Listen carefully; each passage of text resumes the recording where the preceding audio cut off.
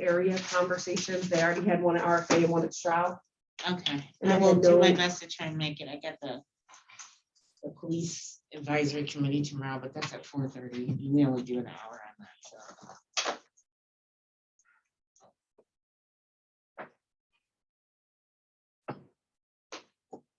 There's my November agenda and my September draft.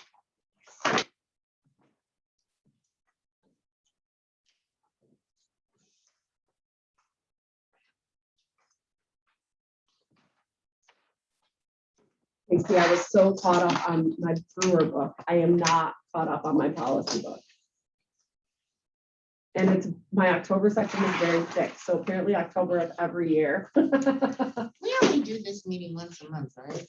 We did it twice this month because we put once a month on the calendar, but we did it twice this month because we are trying to get, Okay, 'cause I was like, I feel like we were just here for this. we were, but we're trying to get through You're the not losing it. sections to stay on track. Not any more than any of us outside, so Huh? you're not losing any more than any. Right, we're all here with you. Oh, Elena. no, I know. I was just saying, I feel like I was just here for this particular meeting. Yes, I we was. met on the 3rd Okay. and then we chose to meet again because we are behind on getting through the manual. Yeah. Because if we want to, you know, because we've been trying to do it for a year now. A year and a half. Since June of 2020. For all of COVID. For all of the all. Okay. All right, Peter, number 1 straight to you. We've submitted our payment to them, so now we're just waiting for them to set up. Last email I got was from, forget what his name is at Board Docs, but he said, welcome. to the James? group. May have been. Okay. Last week, it was work on getting things set up and scheduling training, so he didn't give me a time frame for that, but they at least got all of our information from the business office, so that's good. Okay, and I connected James Page, who is NISBA's IT person, with Patrick, and I looped you in today Mhm. to try to figure out why none of us are still getting Eclipse for 2 months now. So let's hope the 2 tech brains can talk to each other, and They just sent an email, yeah, I see it here. a whitelisting or something like that. Yeah. 'Cause a couple times he forwarded it to me and I was like, well, that's not super helpful. But I'm trying to get back to where What's going on with that?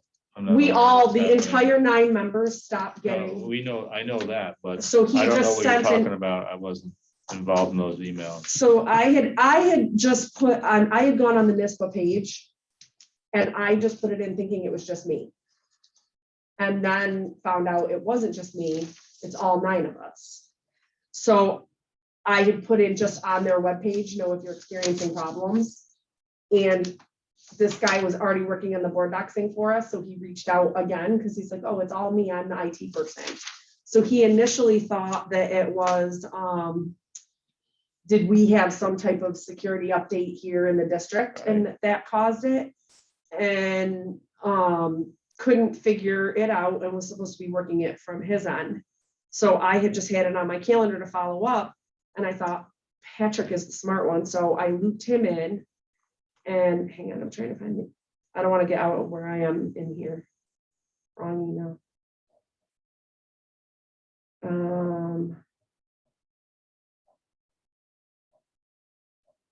So I looped John in and I said to them this morning, I wanted to follow up. We have not been getting Eclipse. We stopped receiving them on September 9th. We can't determine if this is an issue on the NISBA end or something that changed in our firewall security settings at our CSD. Either way, looping both of you in, hoping that you can work together. And James then said, I brought John O'Malley from our unit in on this. He's been researching on our end, and asked him to connect with Patrick. James Page is the chief information officer there. And James O'Malley said, or John O'Malley said, hi, Patrick, see this article from our vendor site to confirm that the IP ranges are whitelisted on your end. Please let me know what you find out, and sent a link, which I can forward to you if you want, but it went to Patrick Sullivan. Okay. So From something between everything- NISBA's From everything we can tell, it's not on our end, because we get other emails from NISBA, we just don't get any. e-clips. Well, and that's we why I haven't wasn't gotten- sure of We either. haven't even had an email attempted from NISBA for e-clips. That, like, we haven't even had one attempt that gets blocked or put in the queue or anything. Well, There's- and that's what I'm not sure of Not either, because, oh my God. I can take this lanyard off now. The other thing is, are you still getting the podcast or the, Board officer thing there. yeah. Yeah. I get the board officers one, but I don't get the, the Gavel President's Podcast one anymore either. No, I don't either. So, yeah. I don't know, I just keep trying to send reminders, Peter, because it's, again, when we're doing stuff like this, I like to see what the other districts, one, we're paying for the service. I want to make sure we're getting Yeah. everything we're paying for. And two, that is really valuable to us as board members, because when we receive a complaint or an inquiry, or when we're working on a policy, it's kind of nice to see if another district is running up against something similar Yeah. that we can draw from. And it makes us feel not quite as crazy and alone. I don't know. Okay, so have you heard anything about how long they want us to block out for training? Because, He didn't send anything other than welcome, we're getting you set up. okay, because I feel like he said it's like a 90-minute. And I feel like we should probably, December gets tough, but we want to be ready for January. So just having that on our radar. Okay, so sexual harassment. Peter sent us a very nice follow-up with the regulation.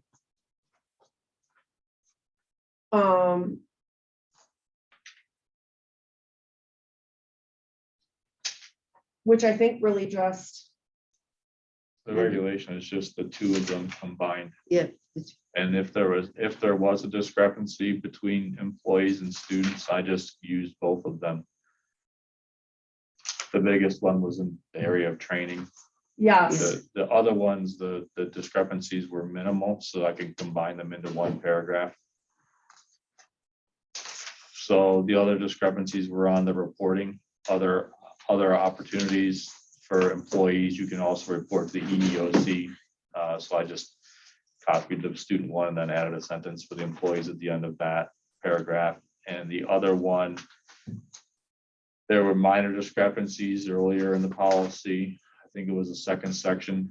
And instead of using students or employees, I used individuals or students/employees. Since it covered both avenues pretty much. Everything else is pretty much the same in both those policies. Yeah. Except for training. Training, I Yeah. didn't think there was any way that you can combine those two, so I just No, separated them I out. agree. Yeah. I think the biggest piece that I had questioned was the retaliation piece, but I think that's actually in the. All right, so the confidentiality piece was there.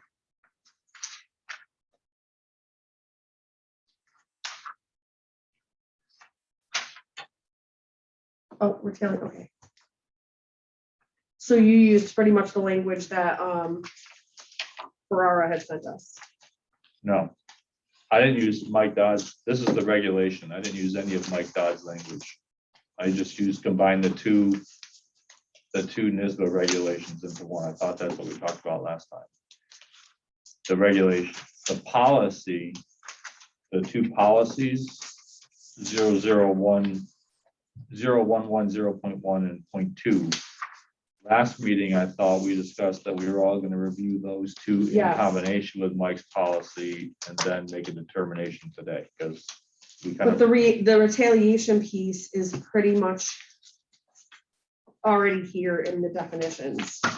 You have it here, and they're pretty.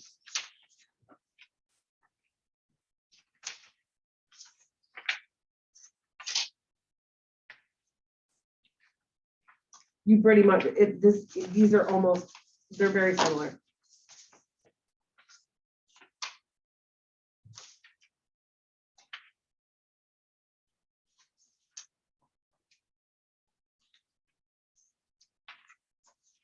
I think the interesting piece in Mike Dobbs was where he said all employees, paid or unpaid interns or non-employees, and he had a footnote.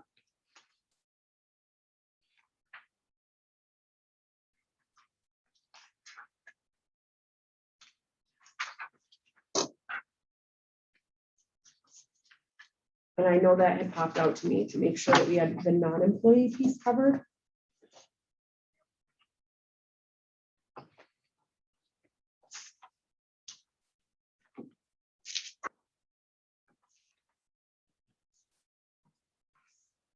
And then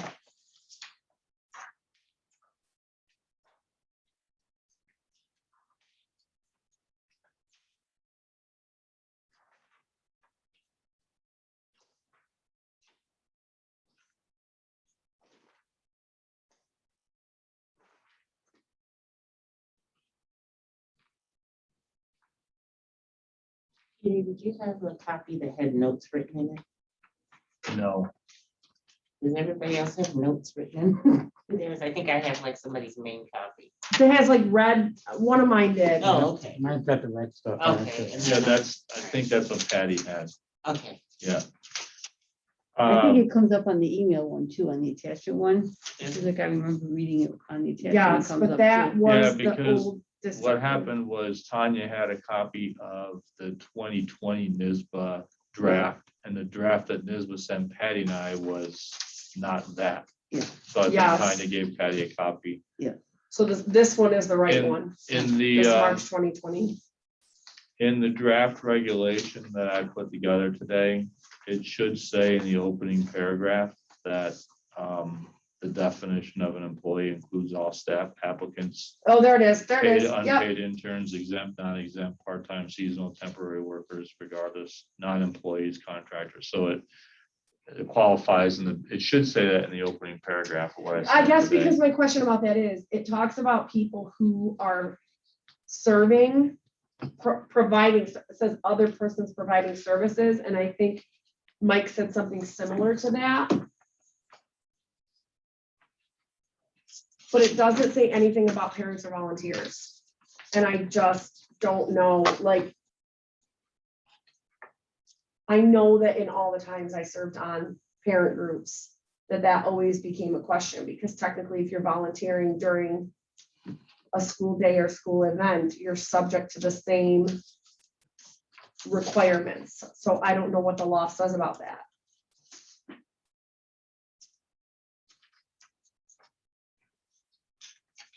Because like, it came up many years ago here, well prior to you, that we don't necessarily have a vetting process for our parent volunteers. Technically, a volunteer is supposed to be board appointed. Technically, I see, and I feel like that came up many years ago too. and usually it only happens with athletics because you get parents that want to come in and help out when there's not enough assistant coaches, or they feel like they should have 12 assistant coaches and we can only pay for one. What I would say is the second the board appoints a volunteer, they now fall under our liability umbrella. So I think if you ask the legal counsel about this, they're going to give you a half dozen of one, half dozen of the other. Yes. Personally, I would not appoint the parent volunteers for schools if they're serving under the PTA, PTG type of umbrella. If they come into a school to do something under that auspice, and let's say they were to touch a kid and have an accusation made, they would be responsible for the defense of themselves, versus if they were a board appointed volunteer, the district would be responsible for getting involved in some of that. I would just be concerned about the liability that we would have to assume if they are a volunteer that are board appointed. And the reality is, on a given basis, I mean, you know this, being ahead of a PTG, your list of volunteers is not consistent. It's probably more No. inconsistent than a sub list. So It's being able to probably- maintain that is really, It's probably more your officers. I think Right. where it really came up was in situations of people who are handling money or making certain, purchasing decisions is where it came up. Obviously, this is something with a bigger concern. You want to protect our students, but you would think that in most situations, I can't think of a situation as a parent volunteer where I was with kids where there weren't educators or staff. there shouldn't be. So I think that was kind of where we landed for those types of things. I've only ever had 2 instances in my 18 years. One where a parent volunteer I don't want to say threatened, but had words with a child who was bullying her child. More trying to sort it out, but it kind of went south. And obviously we had a situation where we had money stolen in our building. So I think it wasn't really related to something like this, but I see non-employee and it always kind of just triggers those conversations that have happened over the years. And I do know that appointed versus non-appointed thing has been kicked around in the past. So I'm comfortable with that if you're comfortable with that, because I feel like you have enough of a sense of our legal, yeah. I think it's one of those things that for the amount of times that it comes up, it's not worth the headache of trying to make sure that you cover everybody that gets appointed. I You're think you more can. likely to make a mistake by trying to cover your bases on that one than you are if you continue to operate the way that we have been. And of course, now I'll knock on wood because that'll be the time that something stupid happens. Just because we've got nothing else to do this year. Yeah.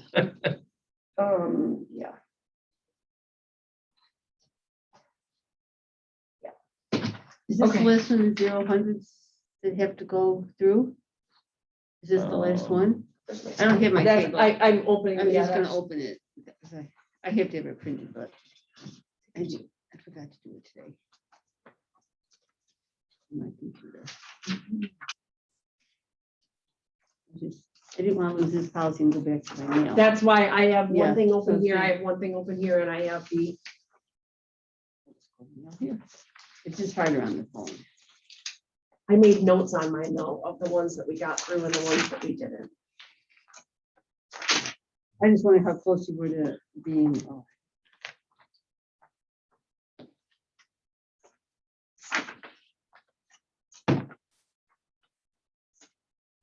That's that one out.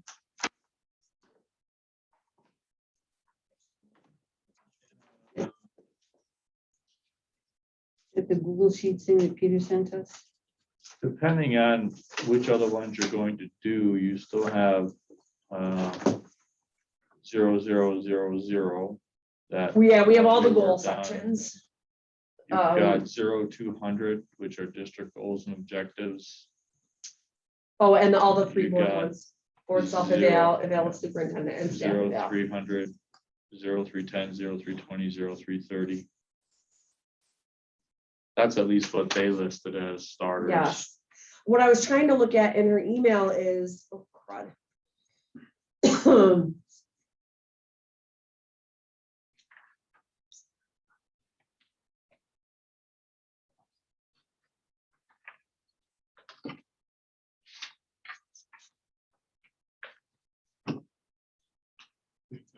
All right, so, okay. I'm sure we will not skip, okay. I'm gonna just reread this from, because this is a review back from March, so just to catch everybody up. So this was when she sent us section 0, section 1000, and that table of contents that we're initially working from. She said, in preparing this draft, we utilize the material sent, meaning the BOCES manual you sent her, as well as accessing the district's website. Please keep in mind these policies are in draft form only and are subject to any revisions or deletions the board may desire. Note the titles inserted into these drafts are suggestions or utilized from the previously adopted version. So we can change the policy names as well to be more in alignment with requirements or what we're doing. If not correct, please change accordingly. We have taken care to only add policies in those areas where they are required or we believe the board may wish to have a policy. It is our intent to create an essential streamlined manual which is manageable and accessible. So we have not included a number of policies from your old manual. Generally, we do not include an old policy for one of the following reasons. One, it simply restates the law, which I know the prior board was very much in favor of not being redundant. Number two, it is administrative or contractual in nature. Number three, it offers little meaningful policy guidance or issue at hand, or it has been combined into another policy, which will be noted in the new version. If you find after your review, your board wishes to have anything brought into the new manual, let us know from your old into the new. To ensure we will not skip over any policies the board may wish to consider, we have enclosed in each copy a complete table of contents of these sections. in this table of contents, those policies which are bolded are included in the draft. Those which are not bolded were not provided, but may be available upon request. So that's where, Peter, we just found that those three were not there. Right. So what they put in the table of contents is everything they recommend we should include, but they did not send us language unless we felt we wanted to include them. For each draft policy, we have noted if the policy was newly added, revised, or replaced from your current manual, which I believe it does.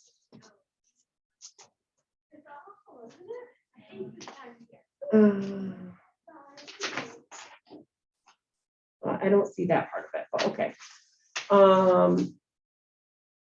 Please send revision. Oh, well, we're also failing at that. Please send revisions prior to the first reading. Sorry, Courtney, I'll catch up. Please clearly mark the changes so we can be sure they are correctly incorporated. We encourage the use of the track changes feature so that they are not overlooked upon our review. So that's where that table of contents. So all of the zeros except for 200 school district goals and objectives, because that's really for us to develop, and 330 staff evaluation, but that cross references a hiring policy in the 9,000s. And then for the 1,000s, so I guess we have to make decisions about that.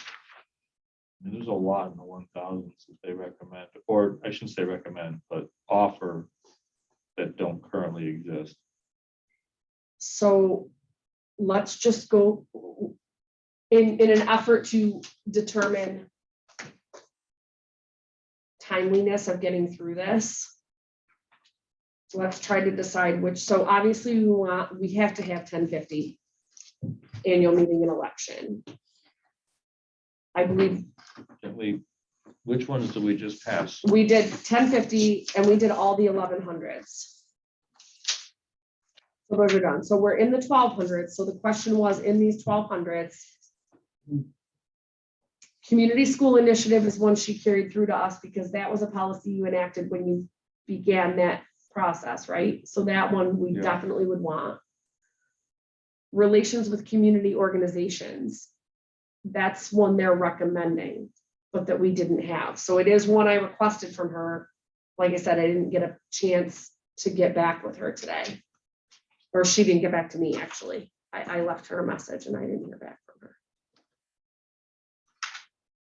And then 1222 is booster organizations, which that policy should be here. And it's one I believe we already had. We do. Yep. 1225 relationship with local education foundations. And I can see why they would recommend that, right? Because that would include things like community foundation, dollars for scholars, anything like that, right? I'd have to see what they say. I would interpret that mostly to be most districts have a district specific education foundation. Okay, so we'd have to look at that one. And then public participation at board meetings is one that we're working on, and then visitors to schools.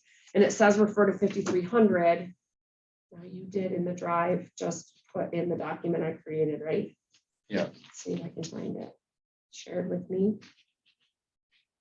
So they didn't give us a draft 1240, but we have two policies currently that I think are relatively similar to that topic. Well, that's what I was trying to cross-reference to. I was looking for the 5300 in our policy, and I couldn't find it in our old policy manual. That's the ones online. I couldn't find 5300. I wish, because that's not one that, So maybe 5300 is theirs. I don't know. Yeah, that's not ours. Okay, I was gonna say, 'cause I couldn't find it. Our policies are 1030 and 2046. Because we have a policy for visitors to school, don't we? Yeah, 1030 and 2046 are our two that are Okay. most closely associated with that. Peter, I'm in the policy part of the drive and I'm not finding this. Where does that live?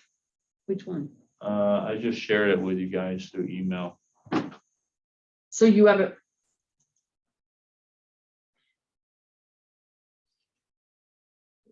How do I, yes. Open with Google Docs. If you open your Google Drive, your personal Google Drive, you should see recent, we should be able to search for it. Is you referring to the Google workbook? Yes, Yeah. so the one I made, Yeah. he brought into the I drive. just tried to open it and said I needed permission, so. that's all. I love Google. This need I permission. don't,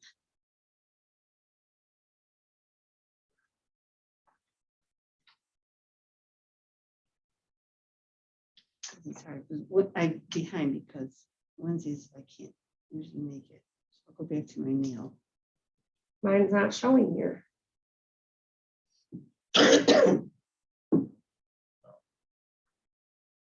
Right, should it be just under policy?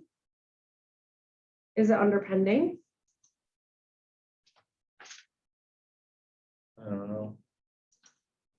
Well, if Google didn't just give you guys, I don't know why Google still requires people to ask for permission when you give them editing rights. I don't get that, but they seem to always do that anyway. Wait, I gotta get back. What did I say? 10:46?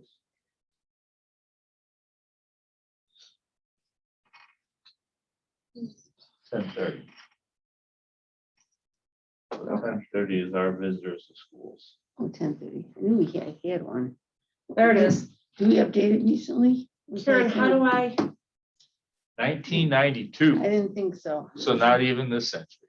Yeah, Doesn't look like it was adopted and left. It was yeah. Put in the parking lot.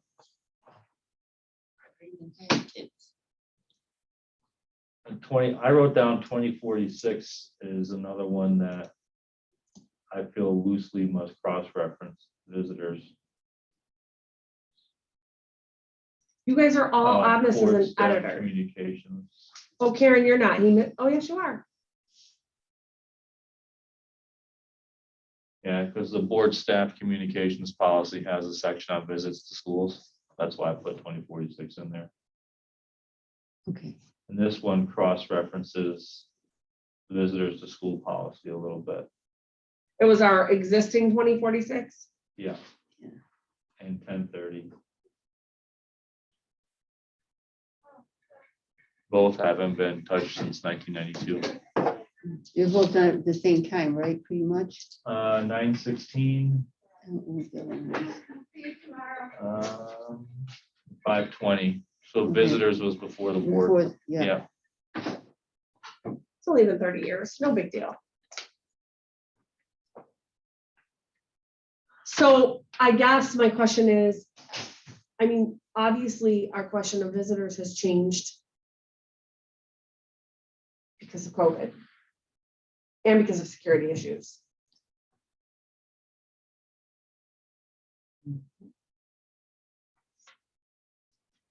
So this is 10:30. And which other one did you say? What was 2046? Board staff communications. There's a section in it about visits to schools. Oh, and 10:31 was the booster one. Which, They didn't change too much. Do we still have Bruce? Well, I don't know, again, we're kind of going all over the place on how you wanna. I don't either. So So I we guess, can- are we putting sexual harassment to bed? Are we comfortable with this? I'm comfortable with the 0.1 and 0.2. Because they're short to me. And then Peter's regulation, Which combines. which combines the other two regulations. So if you feel comfortable in this, I feel like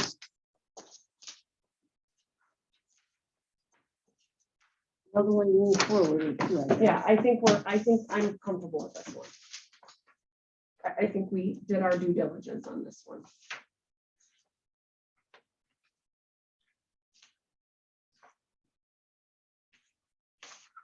Okay, You keep on, I know you put the 60-13 on for my benefit, but I don't mind, it's been so long anyways, and we've got other, I mean, if you want to stick with your goal, if you want to just go to section, well, the but 1200 ones and see which ones we can tackle.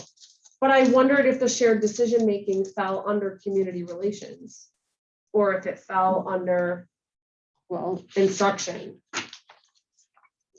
it could fall into both, but the point of it was to get the community, i.e. parents, more involved in decisions related to what's going on in their schools. Right. And that's how that one came up, because I didn't put it on there initially. I had said we were gonna cover these specific ones, and Patty pulled that one as one that was related.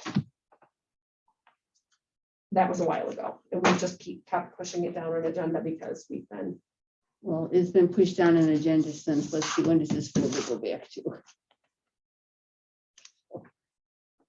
Karen, if it's been pushed down since you were first on the board, I can't help you.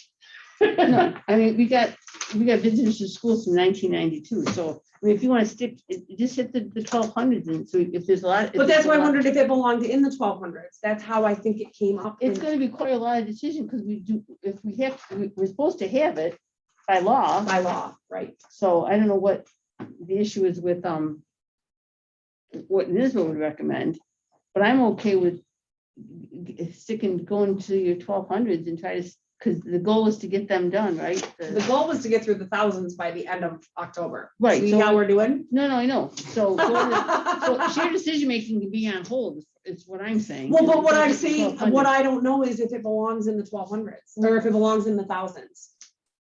Because 1000s, the whole 1000 section is community relations. Right, but I'd like to see what NISBA would say about shared decision-making, what they would say about it. Do they have, Well, okay. we know what we know what they're saying about some of those that are in the 1200s right now. Why can I not find- I feel like I'm missing a folder here, people. That's all I'm saying.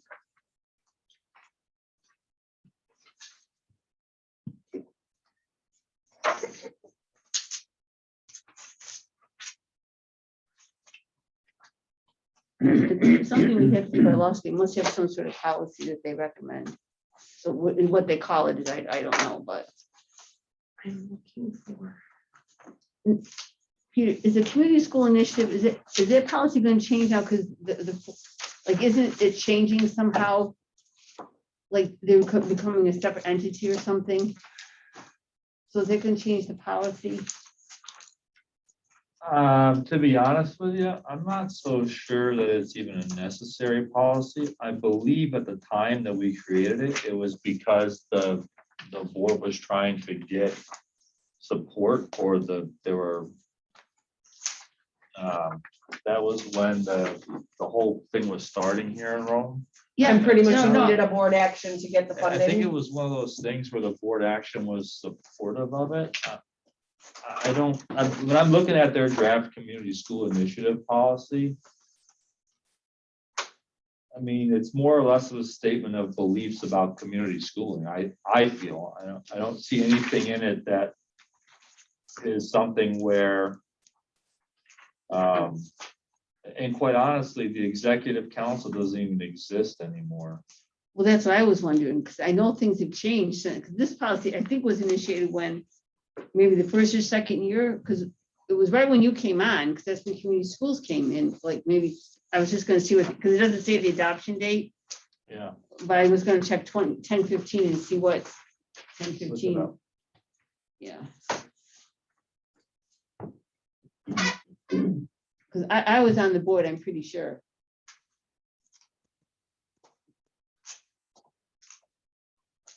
Yeah, 2016, yeah. And they actually, since this time, the umbrella organization of community schools has reorganized, I think, twice. Yeah, It's a that's, whole different, yeah, it's a whole different entity. So that one really needs to be updated. I mean, or like you said, if we don't need it, I feel like it could be a part of relations with community organizations. I don't think it needs to be its own policy. But they didn't send us 1205, so or 1220, so I don't know. But I don't feel like it needs to be.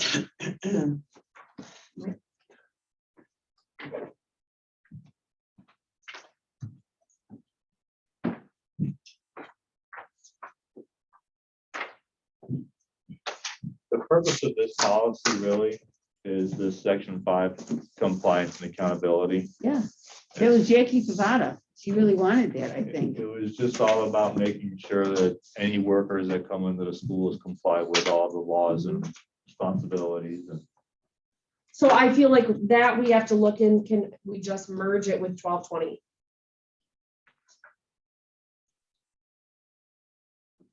Look, As long- this is what has happened in my I- core book this I year. think as long as 1220 includes this section about making sure that community-based providers have an MOA that talks about the use of property, space, FERPA. I think as long as we are covered with, that's the key to this one, is the legal liabilities surrounding having community agencies in your schools. That something is in writing that helps understand that so that we know that they're aware of their liabilities. Oh.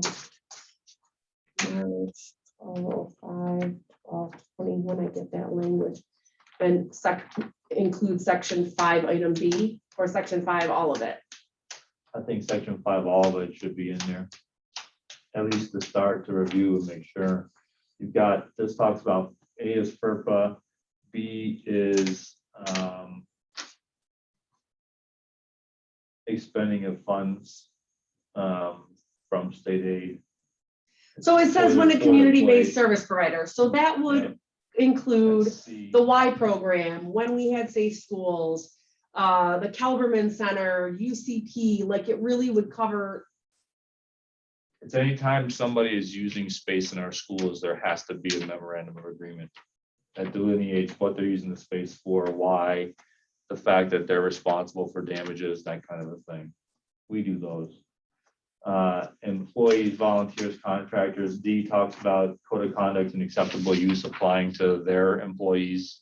So they would be, while they're in our buildings, they're treated as any of So our employees. we could have an exhibit annually that the board reviews of who the year's vendors or participants are. Because an exhibit wouldn't need to be approved, it would just need to be, it doesn't need to be anything. It could just be updated annually and housed on our website What's that? of who our community organization, related community organizations are. Every year we do a new MOA with anybody that is gonna use space. Right, and if anybody wondered, do we partner with the neighborhood center? Do we partner with Calverman? Do we partner with the NAACP? We could just create an exhibit and update that list annually. You could if you want, yeah. Probably not as expansive as people think. No, but I think it, Because right now, we only collaborate with Rome Alliance for Education. And they partner with 100-something different agencies. no, because we partner on our own with the Y. You Yeah, but created your own MOU with the They don't use, NAACP. they don't use space in the buildings. That's not what this is. This is for people that use space in the buildings during the day. Sure they do. You have after school program with the Y. I think there's, I don't know, I feel like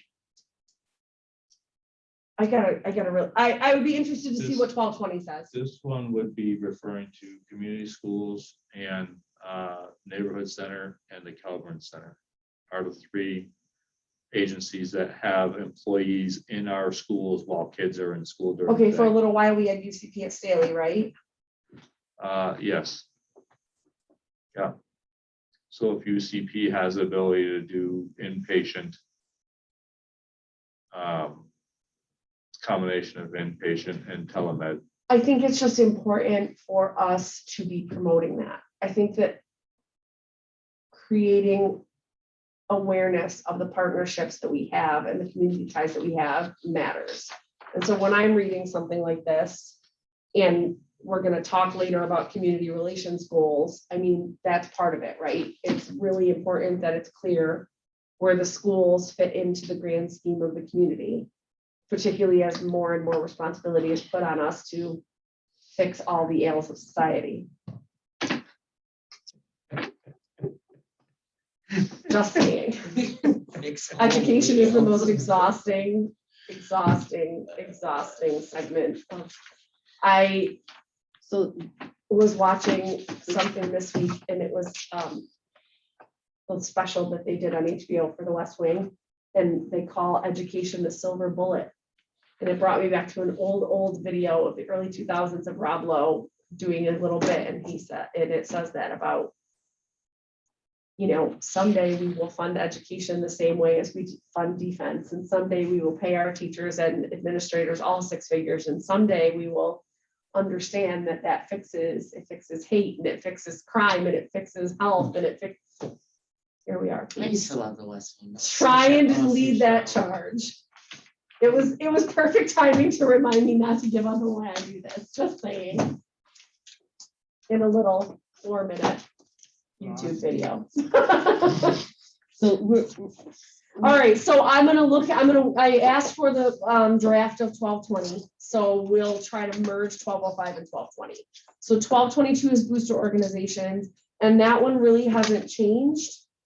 So, but I don't know if it should, because is it in here? Or is it in the last one?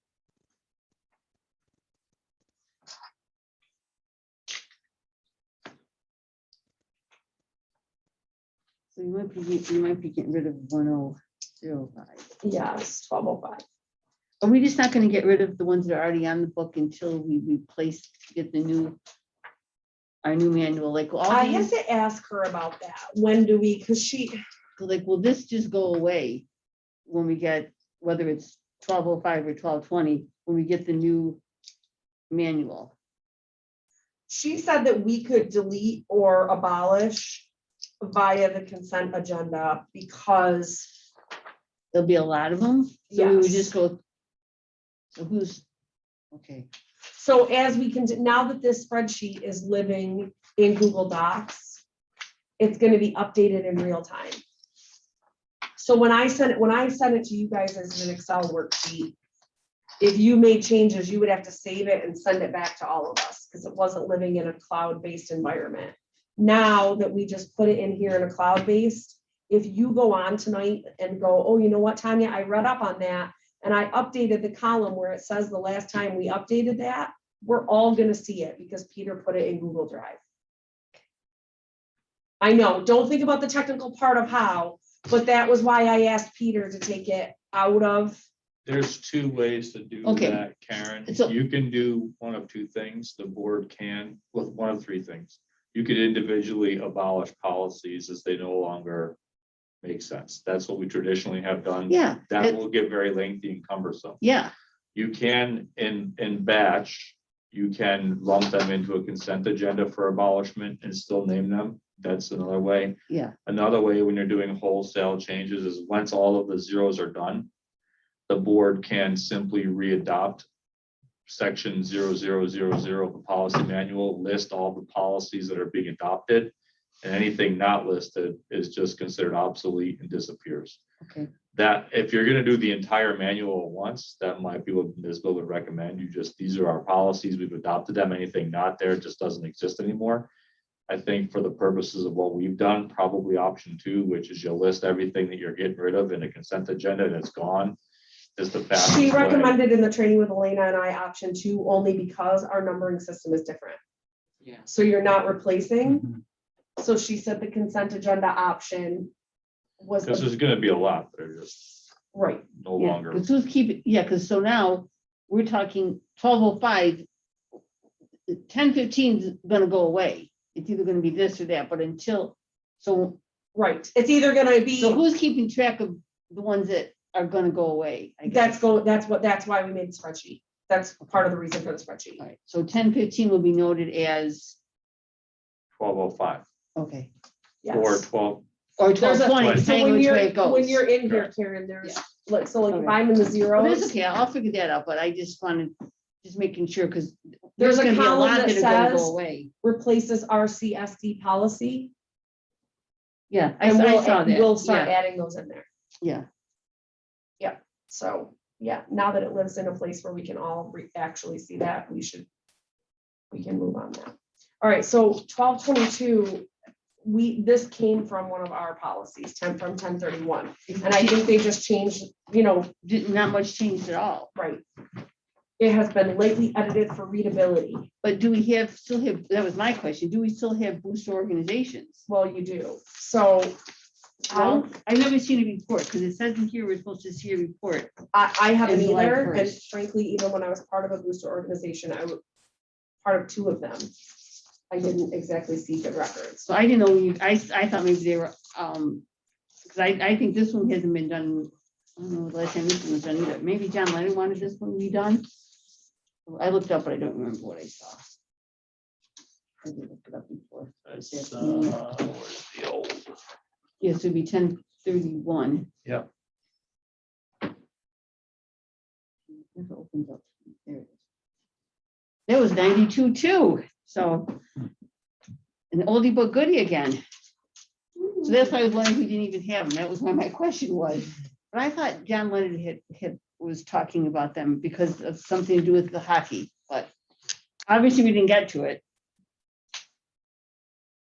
But they just took basically what's there and put it over here, I think. I They think didn't it's change too important much. that we do move back to this, that they should be keeping a balance and submitting a report on July 1st, because I think parents ask us a lot.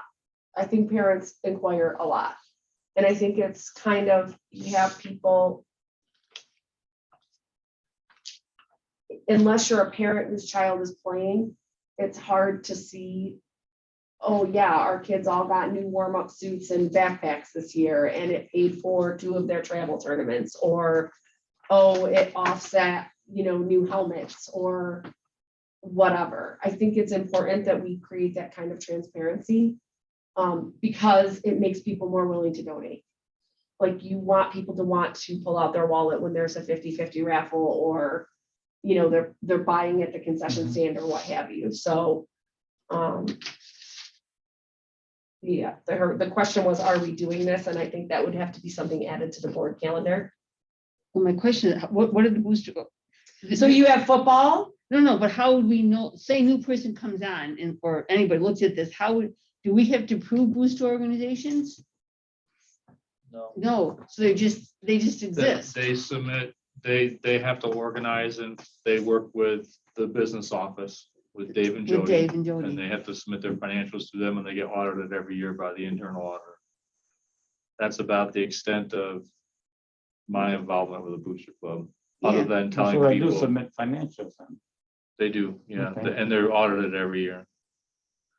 I don't know, I couldn't tell you the level of the audit of which they're required to submit. Yeah. I'm gonna tell you, they're probably not to the level that we would all prefer. And usually my only involvement with the Booster Club comes into play when something goes wrong. Yeah, Mhm. which would make sense.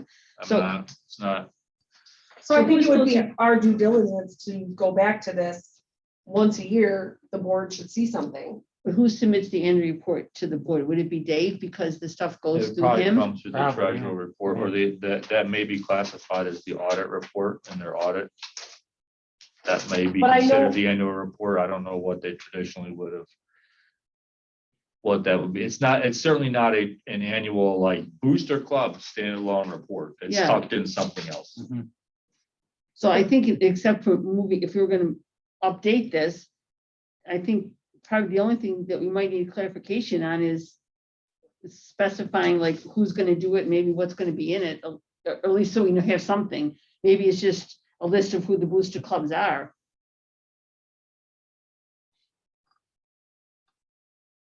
Which could change from year to year. But again, that Which is could why we be do an the annual exhibit. report. Yeah, So exhibit by, I would say July 15th, because they tend to follow the same. They tend to follow the fiscal year the same Mhm. as anything else. June 30th comes and they're done and the next group comes in. I think the only thing that this table is. We're doing. but I can't remember any board approval for a project from a booster club, like they say in that second No. to the last paragraph. I can't remember. Not None. that I would remember, but it's Nothing. not something that I think we do on it any kind of a regular basis. But I don't see any reason for having it in there, but I'm just saying, I don't think it's anything that we see much of. Do Would it we be- have booster clubs? Yeah, apparently we do. Football, I guess, is one. There's probably a hockey one. Marching band. There's Lacrosse. music boosters, there's lacrosse boosters, hockey, basketball, football. Your a PTA, PTG would be considered technically a booster under the law. Yeah, Well, there's since a we haven't lot. Seen anything, so that means that they're just kind of out there doing what they want to do, basically. There, And we haven't had any issues, obviously, because we haven't heard. every now and then you have a yeah. couple of issues. The reality is booster organizations aren't technically under our purview. The problem is they're not under our purview, but we do have to make sure, we are responsible to make sure that they're trained and doing what they're supposed to do correctly. Financially. The biggest issue that you run into with booster clubs is that they will buy things for the programs that then become district property.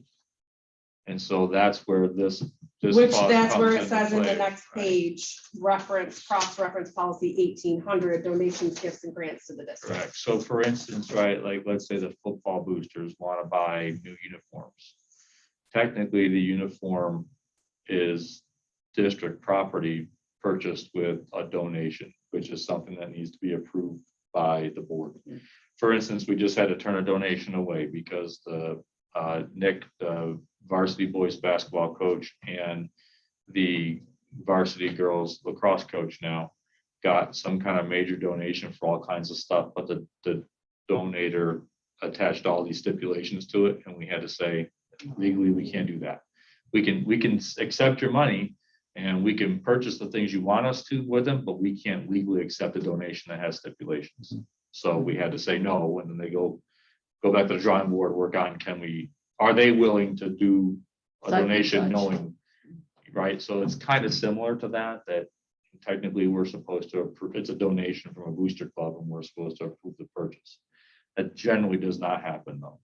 And I think if you had, the issue with this is that to get all the people in the room that are all involved in all these different arms with our legal counsel and auditors to sit down and explain to them why what they're doing probably needs to be done completely different will cause a tsunami around here because people are very used to just doing it the way they want to, and that makes sense, and they don't really care that There are rules. the laws haven't changed. It's just now people are paying attention to them. So Mhm. music boosters, I think, are our biggest bugaboo at the high school. Mhm. Their bank account is way larger than any music booster should be. And Really? they tend to use their money on things that they probably should not, and we have to constantly keep an eye on them. I think I'll be part of that booster with our. Good luck, because I was, and it was very difficult. it's, and I Like, gotta we did a say, lot of good stuff, but there was never any, here's your treasurer's report this month, and this is what we did with the money. So it was like, we're fundraising, we're fundraising, we're and fundraising, we're the fundraising. problem with that booster, in my opinion, is not the parents at all. It's some of the staff members that are involved that tend to make things difficult for people to follow.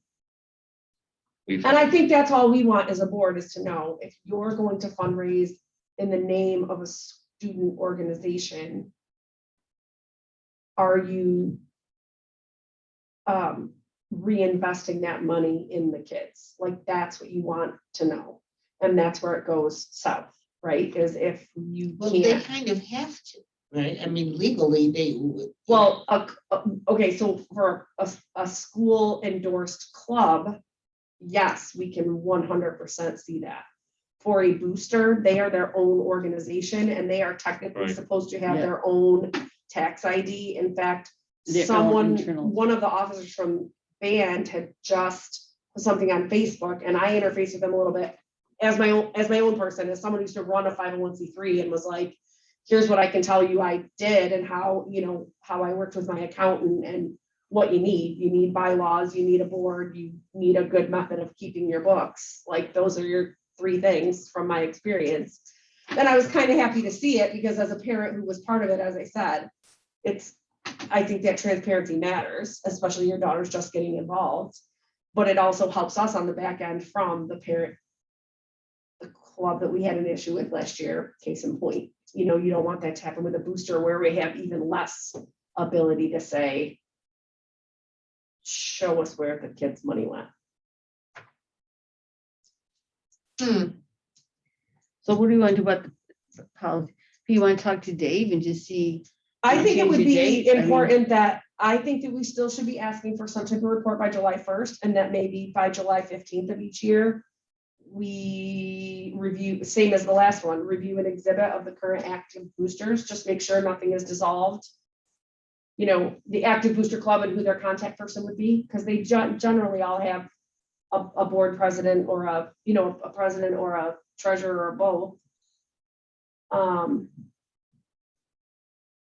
don't know, Because like, we I had to know one that review- always makes me give pause is football, because most of the people that are involved with the football booster club don't have any kids playing football.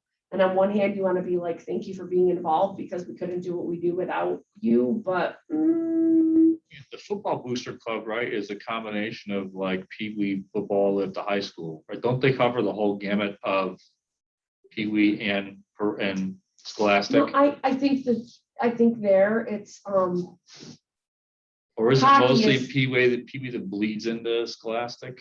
I don't think RFA football has their own standalone group. I think they kind oh of no, cover. they do, well, is it Yeah. Rome football or is it I think RFA it's Rome football? football. I don't know. I found that one a very tough nut to crack too, because what the difficulty is it's getting new parents involved. You get a core Right, group, you know, we're with your school clubs, you know, they're electing new student representatives every year. It's hard to get new adults. It gets kind of cliquey and it gets a little bit hard to get. So a new parent like yourself might come in and be like, hey, I really want to be involved. I do have to say, like marching band and stuff like that, they were very good about that. Like every time the new parents came in, they wanted you, they had huge meetings, good attendance. They just didn't have a good treasury report, in my opinion. if you're good, I'll run it by Dave but I'm gonna run it by Dave and legal, because there's some things in it legally that concern me, and one being that selection of participants, schedules and equipment is the decision of district staff. I don't think we should be involved at With all what they with do. some of that stuff with what they do. I also think that if you're gonna do, if I don't see anything in here that denotes, it says that they need to provide financials, but there's nothing that states that they need to submit who their contact people should be to the district. And I think that's kind of equally as important. We ran into a problem with cheerleading a couple years ago that came into play, not knowing who the contacts were. And then when we got their contact, trying to deny the fact that they were involved, and it was messy. But I'm not opposed to having something with an exhibit that needs to be submitted. I think that if we're going to do that, we have to have something in the policy about what's going to happen if somebody doesn't. Like what happens if a booster club just completely ignores the policy and says no? What's the repercussion, and what legal repercussion do we have? So I just want to make sure that we know those answers, because legal might say less is more with a policy like this, and this is a policy of statement of belief and support with, we would like you to do these things by a certain date. I just want to make sure we cover those Yeah. bases. Yeah, I but I agree. think it's important we update it though. Yeah, Yeah, I mean, I it's do think the way- big thing that you mentioned is point of contact. Yeah. You must, by a certain date, if you're gonna be a booster club that supports our programs, we need to know what your club is and who your contacts are. That's a Right. huge one, because that will help us start the process of, to Karen's point and Elena's point, we have booster clubs, Yeah. Yeah, so. yes, 100%. Okay, so the So next it'd be one, nice to get that one worked on. It'll be really good. and I'll ask this, but if they have. No, I don't think so, because they would have sent something. No, they, You don't think yeah, it so? might be, No, worth- I no, they, what they did is, like Tanya said, they basically took what we had in existence and just dumped Yeah, it into a that's- new format. They, because we have found things where we've asked them for a draft policy and they've sent something that's very different. So it might be possible that they have something that's Okay, a little bit less specific. okay. Well, because we haven't specifically asked for it, they didn't Right. send it. Okay. Yeah, they did not send us, here's your policies in draft format, and here's our recommendation of something way Okay, so different. they They didn't didn't do go that. that deep yet. Okay, okay.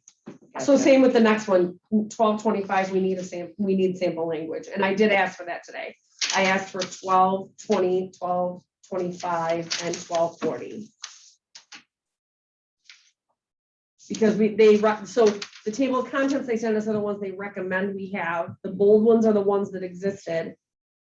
And the non-bold are the if we want them. So I think we could look at relationship. I can't tell you if I do or don't want a policy on relationships with education foundations if I haven't seen Right, what it says. what's the intent of the policy.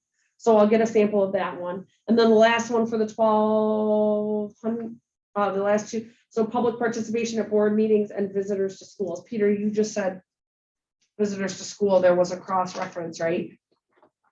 Yeah, Oh, 10:30. 10:30. And then Can you go to that one? That one section in the board policy. Okay. So I wonder why she didn't carry that one over.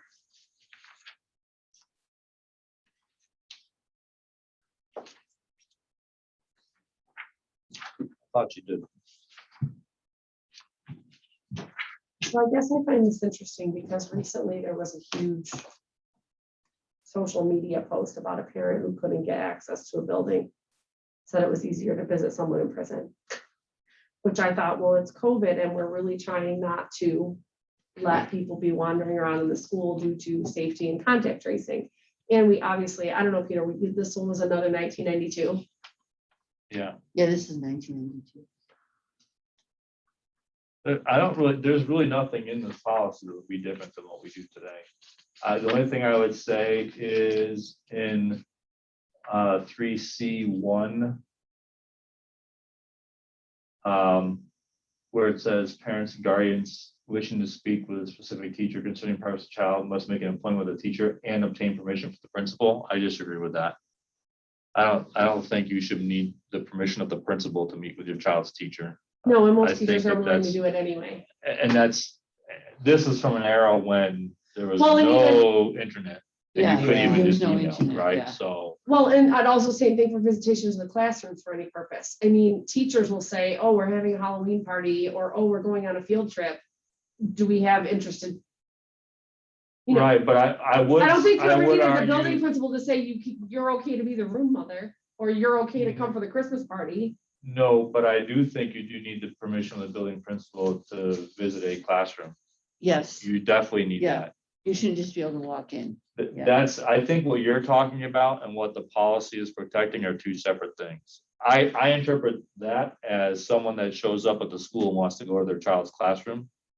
Can't Yeah. just come, sign in and walk down the hallway. Yeah, Yeah. They need to get The permission to principal go down the needs to know hallway. you're there.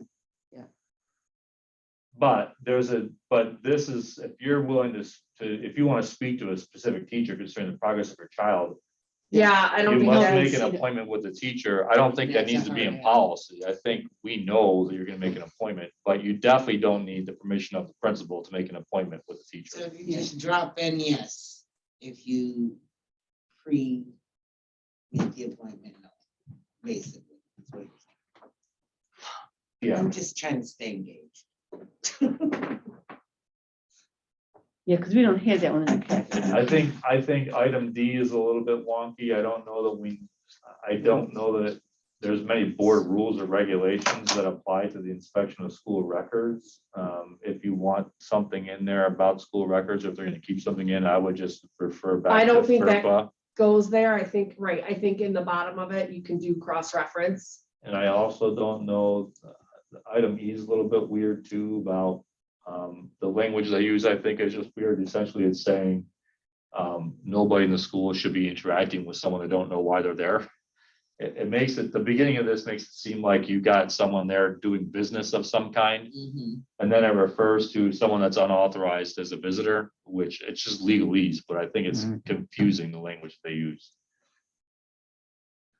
Essentially, I would just get rid of that whole first sentence and just say unauthorized visitors should be reported to the building principal or his designee immediately versus you're not going to transact business with or permit continuing presence in the school of visitor who's not duly registered. Well, Right. that's Yes, just, yeah, it's, it's redundant and it's confusing. Mhm. F is important. Yep. Yeah, I mean, so I don't know that there's a lot in this policy that needs to be changed. I do think there's a few things that are I would take out based on the times, but I don't know that there's anything that's in practice not happening or Should anything it in say- practice that's not in there. Sign it, present ID. I think that just has to be looked at and you decide how you're gonna wordsmith it. I mean, that's basically what it's gonna, Mhm. either you and Item- Peter get item B together, is- Peter and legal do it, but just wordsmith it and update it.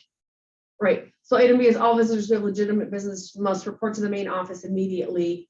I think it has to say present identification, sign in and receive permission. Because I know that used to not be a thing, you know what I mean? When I was in school, pretty much the teacher, the principal knew you, like, I don't think my parents ever had to show their driver's license to come and get me at school, Right. but we require that now. Yeah, I think it just has to be updated for the times and just, Yeah. you know, And I'm gonna ask her, it says cross-reference 5,300, so I'm gonna ask her if we can, we need a sample of that too. Cause I don't know what that policy is. Okay, Do you want to include anything in visitors to school about the board members section? This is the visits to school from the board.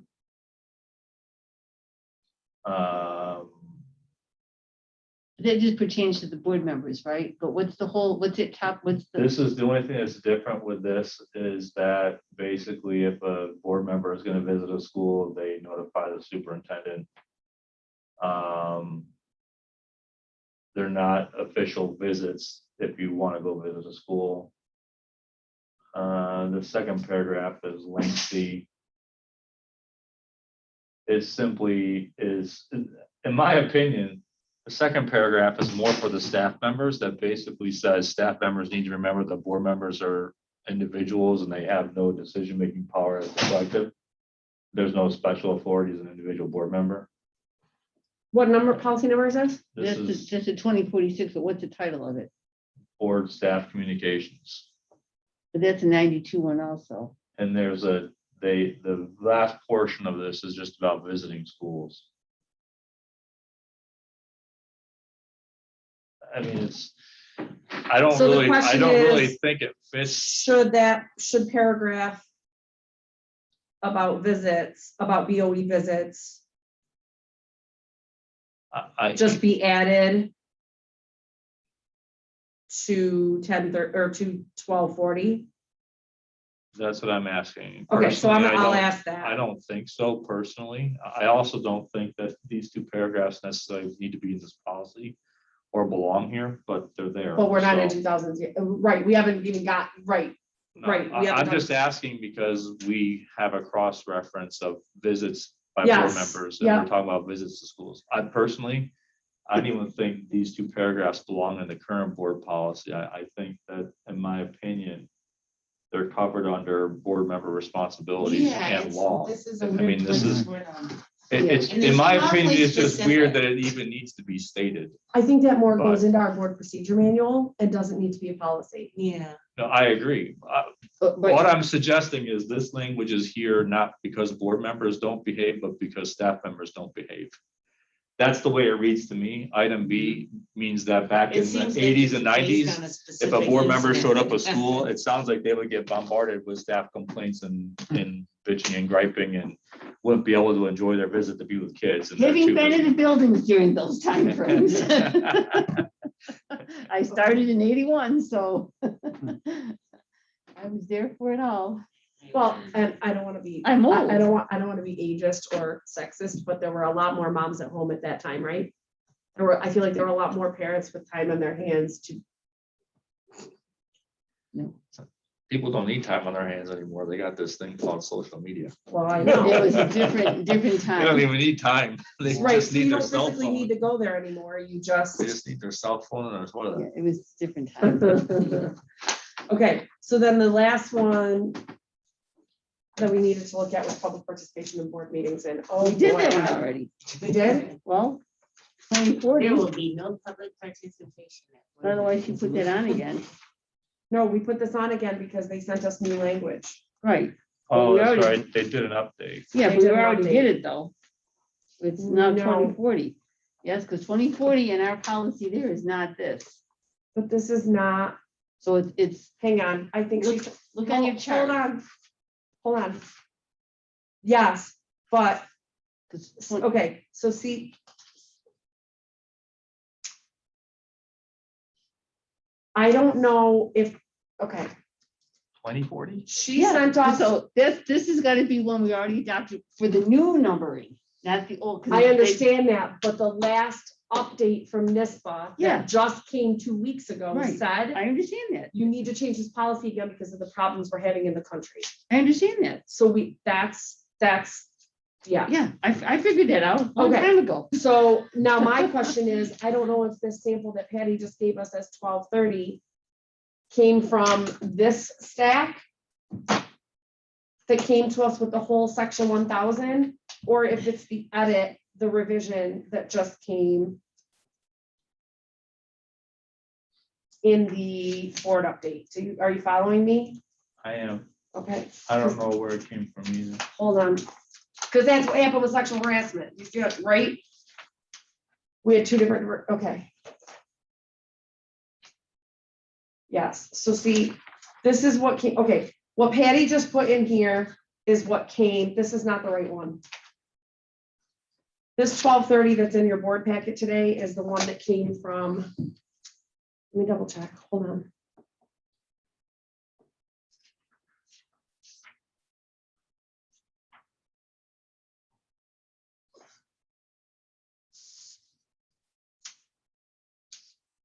Patrick Sullivan just answered this and said, Michael Bates, when you get a chance, can you look into whitelisting the IPs stated in the article below?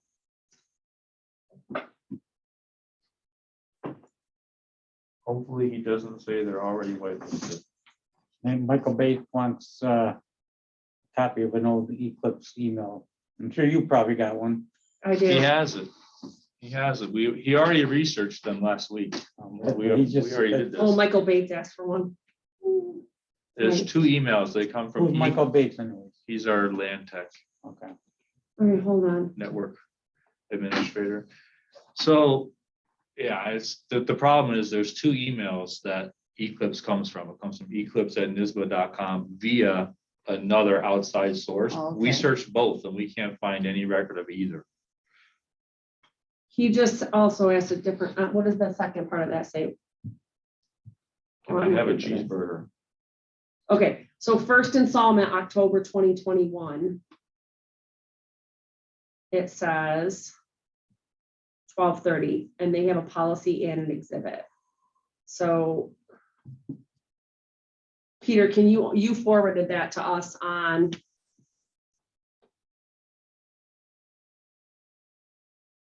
October 25th. Can you find the email you sent to us and open it? Of this year?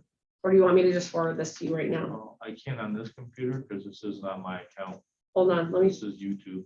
how do I get this to you then? To put up there. You forward at YouTube, youtube@romecsd.org. All right, hold on.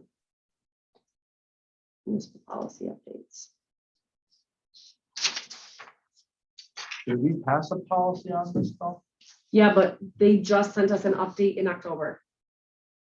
So we passed it a while ago and now they're saying because of the problems in the country, they want it. Well, that's what I was gonna ask. You have the magic chart. The chart says when we passed it, right? Be 20. Oh, 20. Oh, why did that just go to YouTube? this is confusing me now.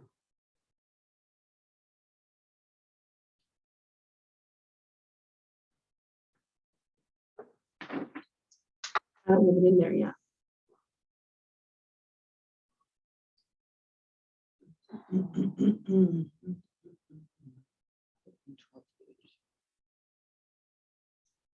I'll be glad when we get this in one thing. Can we add something in this policy if they violate any of the things that they're not supposed to talk about? They can be immediately shut up and removed from the thingy. Okay, but Immediately eliminated Yeah. at the meeting. You need the buzzer, like the game shows. Yes, It's the I'm buzzer. sorry, sit down. I think we should be able to. It looks like we can't open Gong this show, type of we'll document. keep kind to the side there. I gave her the signal to gong. You violated. So Peter, do we have, in our old policy manual, is 12:30 the public participation at board meetings? It's not in there. I'm trying to find it. I don't see anything about public Okay. participation. That's If why we just passed it recently, it should still be here, but it's not. it should be a 2040, right? Because that's what she Yes. says, but it's not showing up. Any 2040 in that spreadsheet document is still board committees. Yeah, that's what I have here. So we'll have to go back at And it's the top article on the new onboard.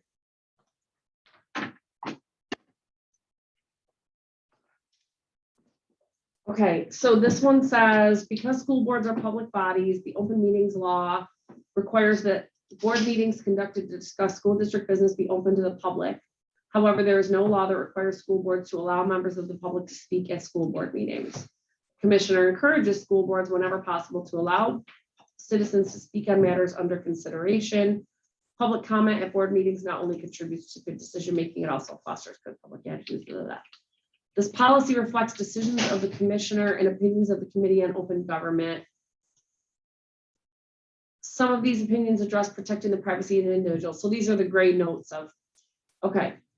Now it says this first paragraph, we had this in the last one, I thought. We had this in the November 3rd one.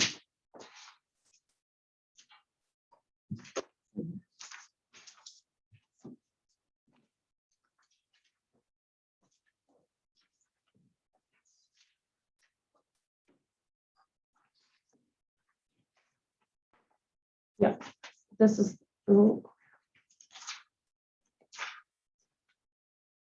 Because we looked at it and we talked, you looked at it, Lainey, remember, and you said something about, do we have to have 2 public comments? Me? Yes. Yeah. We looked at that last meeting. I'm afraid to be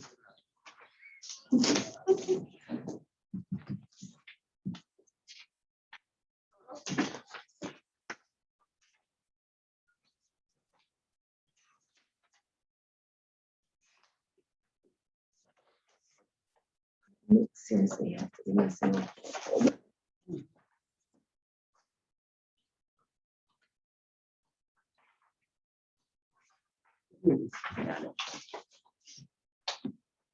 You find it? If this is the packet from last time, I think this is the packet from last time. I went through and tabbed all the different policies. public comment. Yes. Public comment. That's the exhibit, yes, and there's a policy that goes with it. Yes, I have. You looking for it? Peter, can you copy that real quick that we could? The one from last time? This one? I I don't can know, bring on it. unless you can. Yes, that's the one. Enough, I might as well get some children. I'm saving space for a Krispy Kreme donut. I gotta Crackers go over home. here, Karen. I gotta come back from book club. Why do Why you like carrots? Crackers? In the corner. I didn't do my book club. All right, let's go make a copy. Oh, it's right here. I have it right here. Do you have one? Want to look down with me? That's 12:30. There you go. Public comment at board meetings. We're good. And Lainey has hers. I was Used to stuck be with my public grading one. participation, now it's public comment. Oh, look on there and I have it here. Okay, well, I have it electronically. I can print it again. Okay, so it wants you to change participation to comment. And it says in the note, it allows for 2 public comment periods. Many boards hold an early, but we talked about this, that we tried that and then people got irritated because they did not want to have to stay that long. So we definitely don't now And the other thing that I think we talked about was we weren't concerned about sticking to a time limit, like we were for individual comments to try to stay 5 minutes. But we But the were, length, if they got 100 people want to talk, I say, let them talk. right, if it's a contentious issue, we need to let them.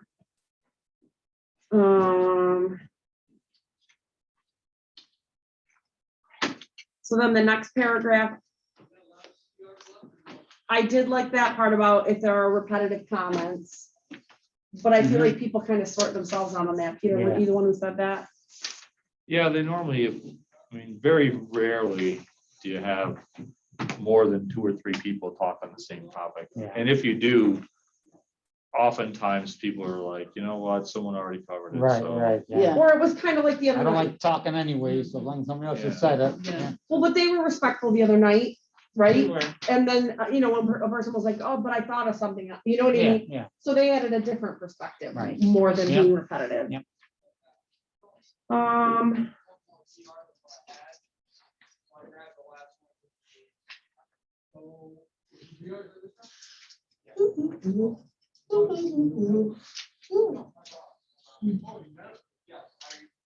Most of the changes really are in reference to comment.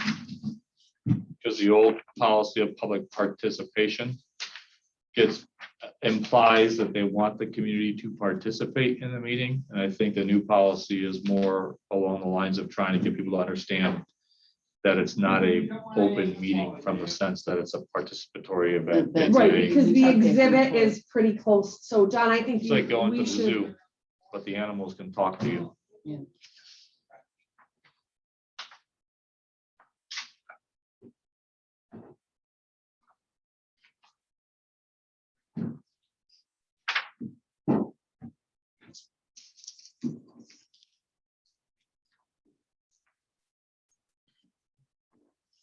Do we just basically take what they say and read I- it over and then decide? yeah, I think just some suggested edits on that.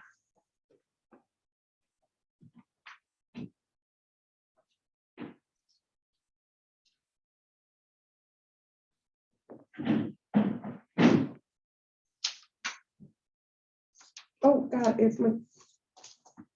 Hello? This is. We're in the end of our policy meeting and I saw it said Albany.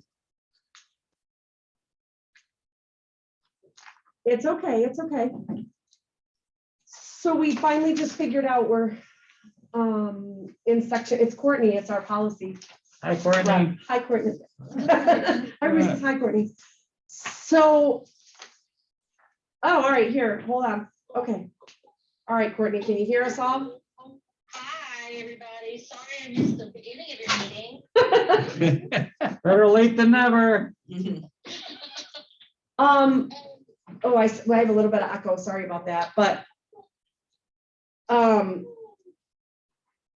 we are looking at section 1000, the table of contents, and we're in the 1200s.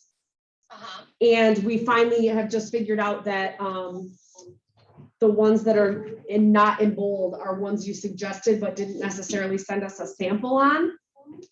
Well, right, if they're not bolded, we may be able to come up with something, or it's a placeholder number, or I did not send anything that does not have bold font on it.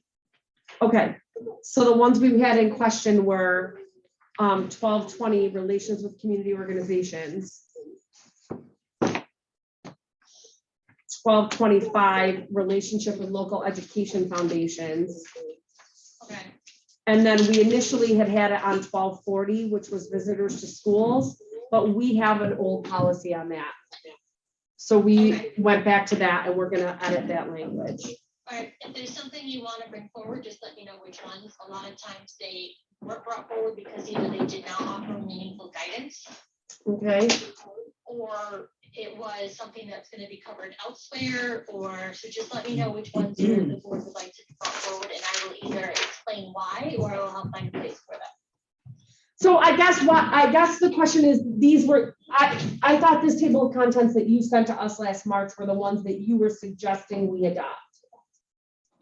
The ones that I sent you with that section, yes, are the ones that I'm suggesting you adopt as essential policies, so either required or essential, yes. Okay, so then we would need samples of, if they don't already exist, 1220 and 1225.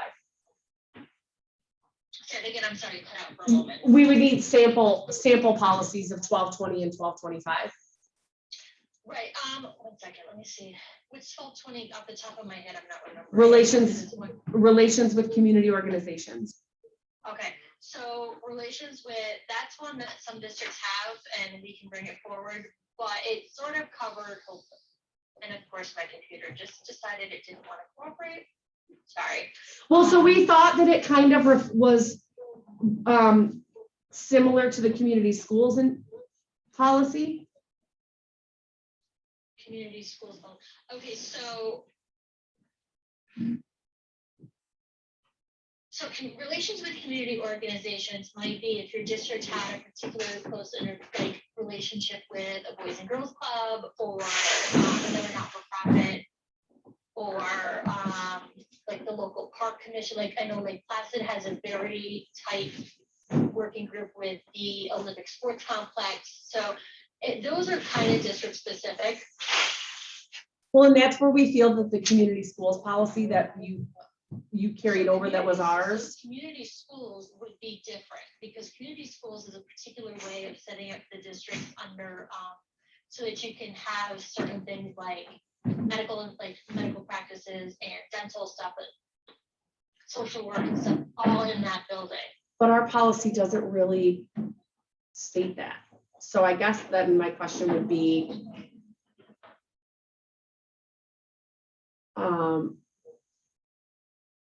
we felt like community schools was kind of the same thing for us because they're like a conduit that connects us to most of those community resources. Yeah, we're trying to differentiate the two. The notes that we took were from our discussion tonight were who were our community partners. That's kind of how we looked at both of them. The communities that are connected community schools would be no different than our YMCA or the Calverman Center, which is our autism. Community schools, are you talking about like the rural school for the deaf, or are you talking about They're actually 501c3. rural city school district buildings? And No, when we're talking about community schools, they're a 501c3 that connects us to community resources. So food banks and social services and. okay. So let me look into that. Can you send me those questions? And because I have to look into it, there's a different way we have to do that policy then. Okay. And because we haven't done a lot of them, I have to look into the specifics of that. Okay. Because we thought maybe 1205 and 1220 could be summed up in one policy since they're all community organizations. So we'll take a look at those. So then the next, well, we'll just go through the items that we just worked on.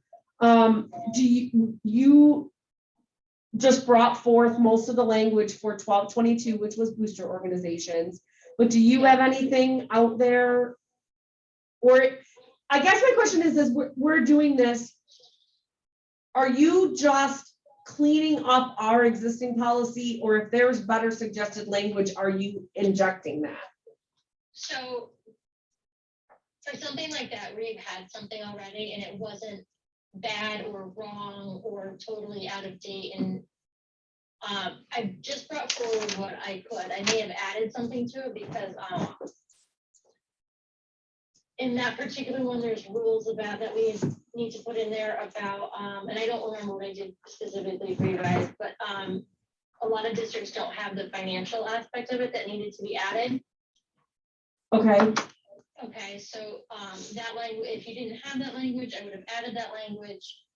And that's when I add language, I make it very clear as to what I'm adding. Okay, so it didn't look like anything was added because you normally edit that differently, right? You'd be able to see that it was a change. Yeah, everything I add is going to be underlined unless it was so cockamamie that I couldn't. Okay.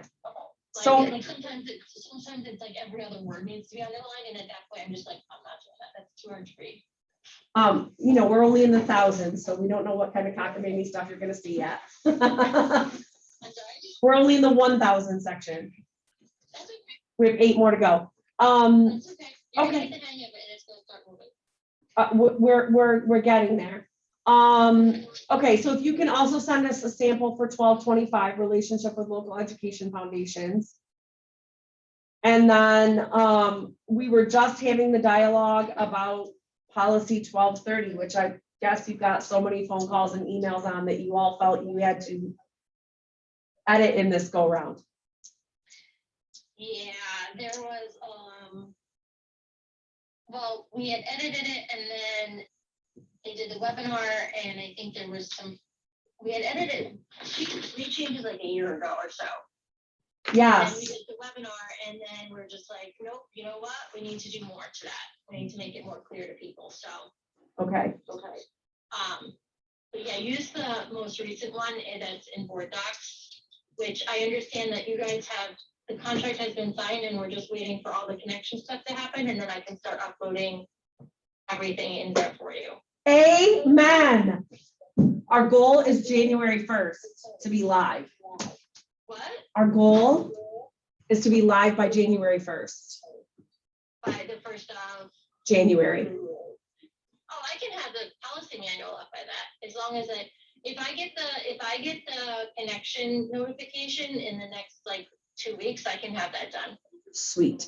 I mean, I might be doing part of it over break, but you know, I don't really have anything to do except chase the kids around, so. You just throw them out in a snowbank. And by that, I mean, stop doing that. Or you're gonna have to come program this. Right. Or go shovel, right? What? I said, or go shovel. Go shovel a snowbank or something. Well, yeah, we did get some new shovels for them, so. There you go. Yeah. So, Okay. yeah, but can you send me that question? Just shoot me an email with any other questions you have. Put them all in one place and I'll get them all Yes. answered at the same time for you. Yes, that's perfect. That's perfect. All right, so we are moving along. The only other question we would have, since the group is in the room, how much time do we need to earmark? How long is a board docs training? And that's direct from board docs, right? Yeah, the board, that's all from board docs. I was told that the contract was signed and that they will let me know when everything is connected so that I can do the upload. But I was not told when that will be. Okay, because we want to get a doodle poll out to our board members so that, you know. So if you find out that you're connected before I find out that you're connected, let me know. Okay, Okay, because I will just start, I'll just go in there and start doing it. It's not a big deal. okay, Okay? yes. All right, I'll shoot you an email later. All right, sounds good. Thanks, Have a good Court. night. All right, you too. Bye. Hi, Courtney. She's, yes, yay. I thought I would get you before your meeting. No, sister, we're wearing out here. Okay, so I think we should just look at that language then and, all right, so we're gonna put the sexual harassment policies on for first read. Our next meeting is also not until when's it? The 23rd? I think we could also probably via Next email Tuesday, isn't it? next 7 Wednesday. days. Wednesday. So. No, it's Tuesday. Tuesday, it was Tuesday, right? It's I Tuesday. think Patty put a Wednesday on. Yes, Something that else. was right. Because Kara asked me about it. Maybe ask about that for now. Don't leave us. Okay, so what do we want to target as our next meeting, and do we want to? January. Well, I don't think 1420. Didn't we do complaints? Okay, so the next ones are 1300, which is staff participation in community activities and staff participation in political activities. And I want to double check with Courtney of why those wouldn't fall under section 9,000 personnel. But I guess it's because it's community relations, so that makes sense. And I don't know that we don't have samples of those. And then public complaints, didn't we just do complaints about curricular instructional materials when we? We do. Okay, so I think that one's done. So we might knock out 2 more sections next time.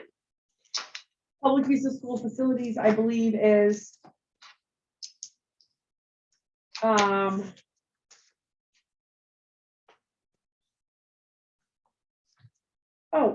5300 is the code of conduct. All of these ones that say refer to 5300 is the code of conduct. Too big to say that. Code of conduct. It's huge, isn't it? Yeah, don't know. Old one, new one. So when it's taught, so that's why that says refer to 5300, Peter. I don't know why that didn't occur to me sooner. So complaints about curricular and instructional materials, I am 100% sure that because we just did textbook approval, library materials approval. So those we should probably be able to get through for the next one.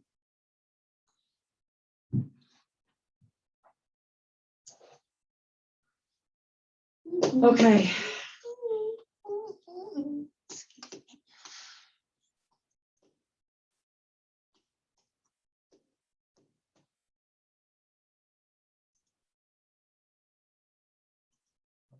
College is 10, It's not 26. 5,300. I'm almost sure about that. 1026. Yeah, I was gonna say. Yeah.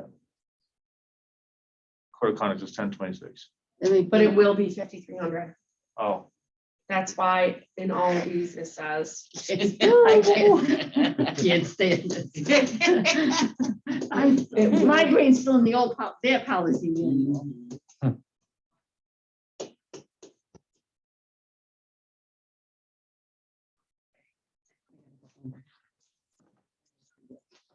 All right. Go Cub night tonight. You're coming back to here? Not here, no. Rome, back to Rome, no.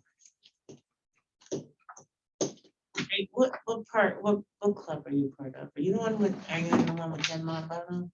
No. No. Okay, then I'm gonna email her with all this stuff just next meeting. I think it was initially supposed to be.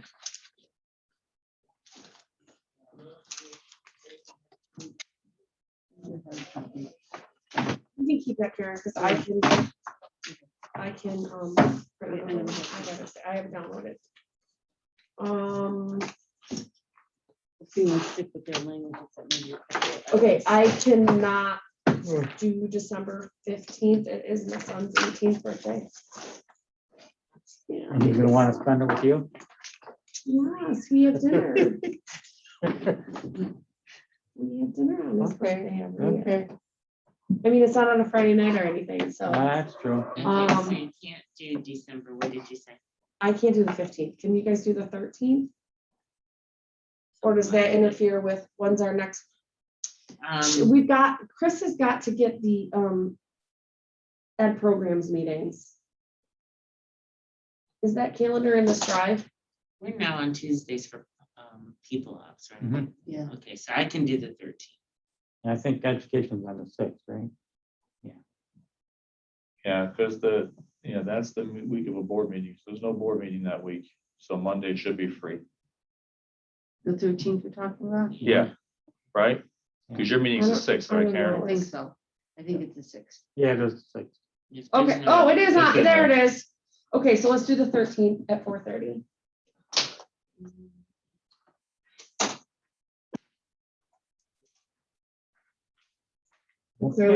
Clearly my ed programs binder is in good shape. And my board policy binder needs some love. Peter, tell me when we're offline. Nope. Not yet. It froze again. Yeah, but we've been told that, It freezes here, but it doesn't but they freeze keep right. in Did reality. we actually have anybody today or? No, Let's just make sure. I had them come down, look at that. Still did it. That's when you just shut down.